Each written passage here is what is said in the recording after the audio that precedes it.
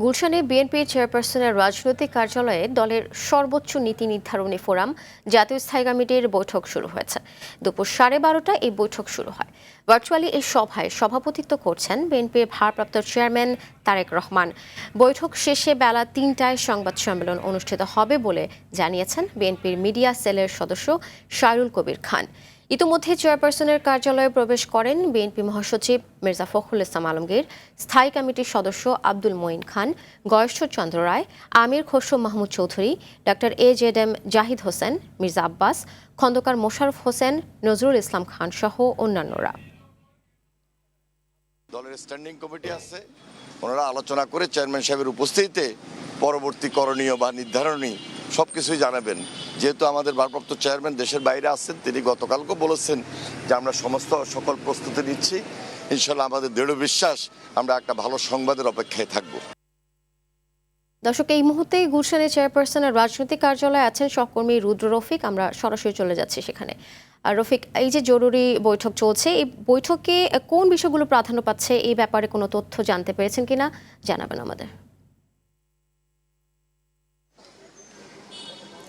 আফসানা, বৈঠকটি কিন্তু ইতিমধ্যে 1 ঘন্টা গড়িয়েছে, অর্থাৎ দীর্ঘ সময় ধরে কিন্তু বৈঠক চলছে। আমরা ইতিমধ্যে যেটি জানতে পেরেছি, বর্তমান যে সমসাময়িক রাজনৈতিক যে ইস্যুগুলো রয়েছে সেই ইস্যুগুলো নিয়ে কিন্তু বিএনপির দলীয় সর্বোচ্চ নীতি নির্ধারণী পর্যায়ে কিন্তু আলাপ আলোচনা চলছে। কিভাবে এই সংকট আসলে সমাধান করা যায় সে বিষয়ে কিন্তু আলাপ আলোচনা হচ্ছে।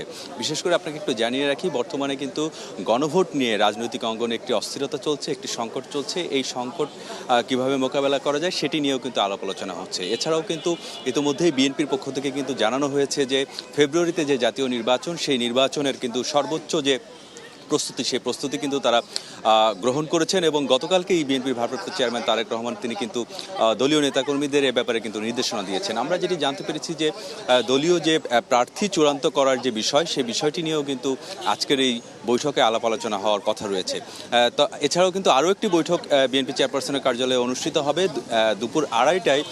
বিভাগীয় পর্যায়ের যে সাংগঠনিক সম্পাদক রয়েছেন এবং সহ সাংগঠনিক সম্পাদক রয়েছেন তাদেরকে নিয়ে আরও একটি বৈঠক এখানে অনুষ্ঠিত হবে। ইতিমধ্যে কিন্তু বিএনপির পক্ষ থেকে জানানো হয়েছে আজকের এই স্থায়ী কমিটির এই বৈঠকে কি সিদ্ধান্ত হবে সেটি কিন্তু একটি সংবাদ সম্মেলনের মাধ্যমে আমাদেরকে জানানো হবে।